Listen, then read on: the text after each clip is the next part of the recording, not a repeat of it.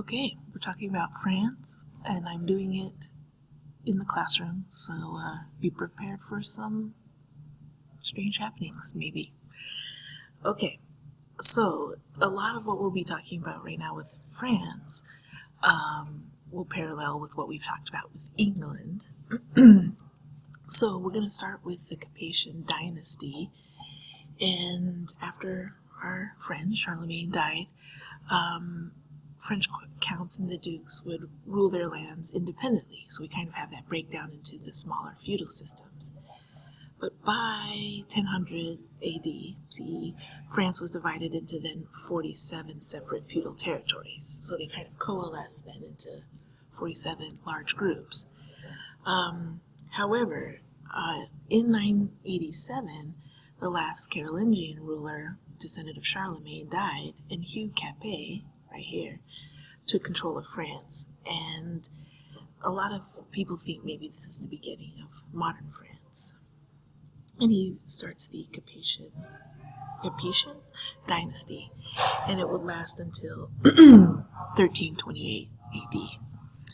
Okay, so we start to see that France, there you see your Capetian monarchy, has a good location, right, during a lot of trade routes, and so with that, of course, comes money, and as the power of a king spreads out of Paris, right up here, then, of course, the growth of the royal power will be able to unite France. So we're almost looking at, well, not quite, but almost modern France.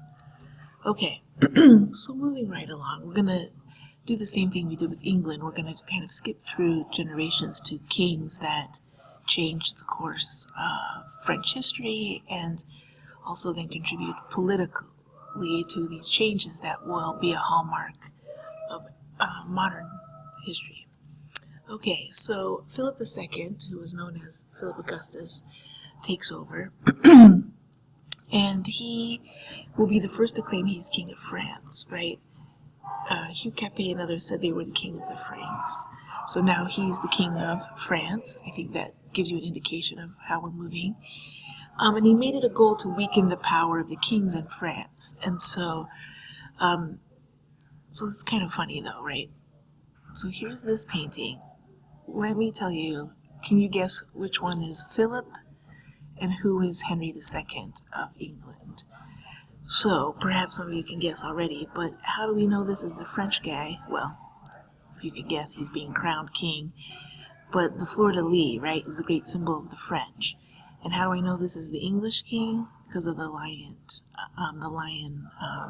rampant, as they say. So, for your future knowledge, anytime you look at these paintings, keep an eye on these symbols.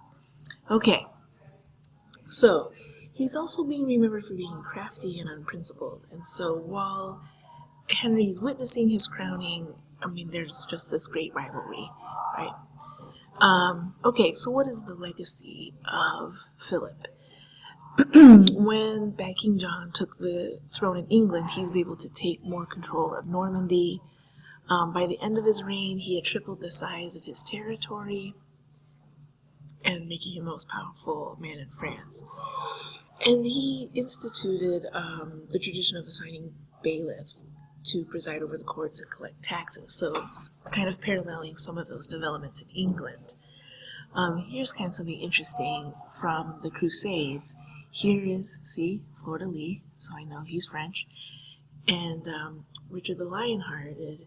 They're accepting the keys to Acre, a city in Palestine. When this fell, it was a great victory for these men, and I'm assuming these guys are humble Muslims, right, giving their key to these great European kings, right? No bias there, I'm sure. Okay, one more time. Okay, so our next king is Louis IX. So another thing about French history, most of the kings are going to be called Louis, and you probably should learn your Roman numerals. Trust me, that'll come to haunt you a little bit later. So Philip's grandson, Louis IX, ruled from 1226 to 1270, and he's being he is remembered as being saintly and religious, and so this is a sculpture of him that they think is the closest to his actual likeness.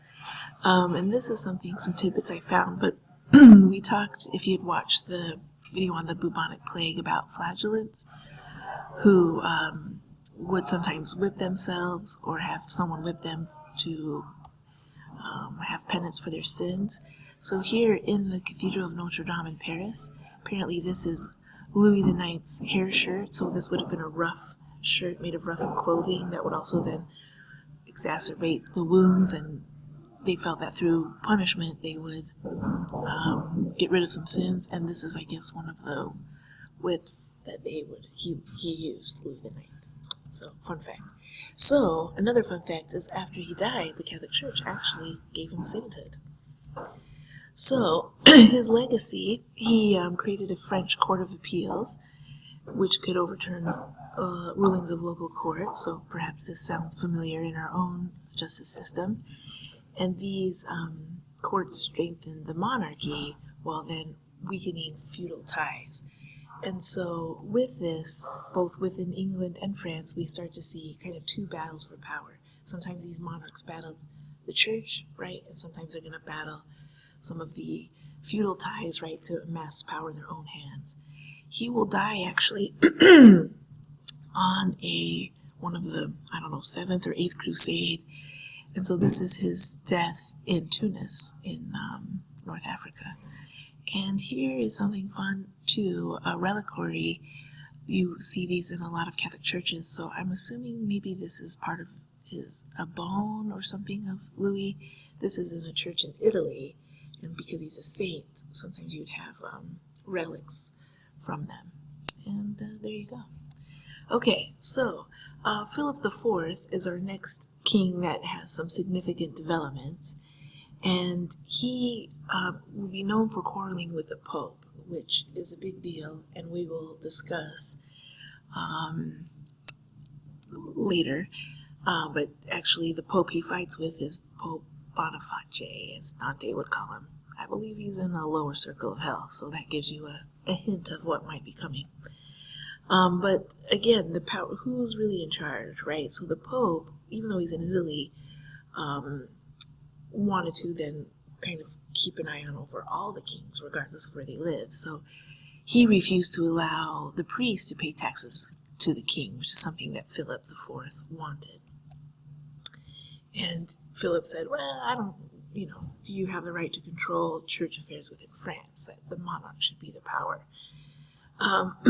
So to deal with this problem of the Pope, Philip calls together a meeting known as the Estates General. And so in France, kind of the social classes, if you will, become the first estate will be the church leaders. So you can still see the church is at the head. And the great lords, noble families, are the second estate. And then under Philip, he'll create a third estate, which will be the commoners, especially wealthy landholders or merchants, right? Or what we will start to call the middle class outside of the feudal system. And when these people met, it was going to be known as the Estates General. And this will be kind of akin to the Parliament, although maybe not as powerful. So the the Estates General help increase the power of the monarch over other nobles, because unlike the English Parliament, the Estates General never limited the king's power. And the Estates General, you're going to forget about it, but next year we'll talk about it again, because it's the third estate within when the King Louis XVI has some financial crises, huge financial crises, so he'll call the Estates General to see if they can figure it out. And the third estate will take that opportunity to overthrow the monarchy. Okay, so we start to see then beginnings of democracy. It doesn't look like it maybe from what we have today, but the seeds have definitely been planted. So to have democracy, you needed a centralized government, right? Some sort of common law that all the realm agrees to live by, a court system, and we've seen this being developed both in England and France, and that some sort of commoners are in the decision-making process. Now, when I say commoners, I mean those wealthy landowners or merchants, not like Joe Surf. They don't care what he thinks. However, England and France will have years of conflict ahead, both internally, as they always battle for the thrones, but also then with each other. Okay, so while we're in the neighborhood, why don't we jump over to Spain, and we'll come follow through with a few of these things later. But about the same time, two Spanish monarchs they marry and then start to unite all the different territories of Spain under their control. And this is also known as the Spanish Reconquista. So, Spain, as you know, right, had been ruled much of its history through the Muslims. And then by this point, right, they've slowly been pushed back to then Granada. And so you can see the different regions. Here's Portugal, but Castile, Aragon, Navarre. These are different territories with feudal systems. So our Spanish monarchs, it's a long process, as you can see here. So our Ferdinand and Isabella will be the ones to complete the Reconquista. So remember, until 1100, the Moors controlled most of Spain. And by 14, as I mentioned, they only controlled the Kingdom of Granada, just that little bit there in southern Spain. So these guys, they marry each other. They're from two different major provinces in Spain. And they're going to use something called the Inquisition, which nobody expects, to unify the country under Christianity. And ultimately they will defeat the Moors and remove them from Granada. And so those pictures like of the Alhambra and the places we looked at when we looked at Muslim Spain and Al-Andalus will now become, those mosques will start to become churches, right? And we'll see some of those symbols being changed. Perhaps you might recognize this date. What else happens in 1492? I believe Christopher Columbus sailed the ocean blue. And who sponsored that trip? Why, these guys, Ferdinand and Isabella. So the Inquisition will be a powerful tool. We'll talk a little bit about it more in 10th grade, but it essentially is a court. And so they wanted to make sure everybody in Spain was Catholic.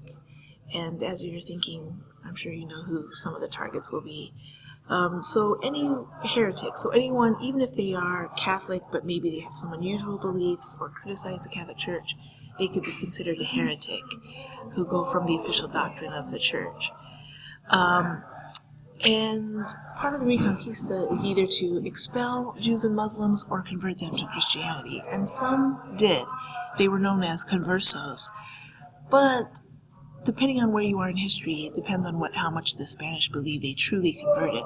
So sometimes they would put them on trial. They'd have to do these things called auto da fe, or acts of faith, where they're tortured to see if they're really Christian. So I think you can imagine how that goes. So they could be questioned for weeks. They could be tortured. And if they confessed to heresy, they were burned at the stake. So lose-lose there, I guess. And we talked about, no, just kidding. I don't know if we've talked about burning at the stake, but this was a particular punishment, right? To destroy the body, which Christians believe at some point people will be resurrected, right? They will regain their physical form after death.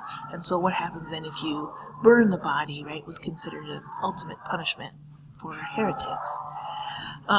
So by 1492, as I mentioned, they expelled all the practicing Jews and Muslims from Spain, which, between you and me, will be a huge mistake for them, because I know what's coming for Spanish history, and you're getting rid of some of your smartest people. And then their son, Charles V, he will also actually be the last person to try to reconstitute the Holy Roman Empire, will start to expand and oversee the expansion of the Spanish Empire in the Western Hemisphere. remember we talked about what happens to our Aztecs, Maya, and Incan friends. Okay, so again, state the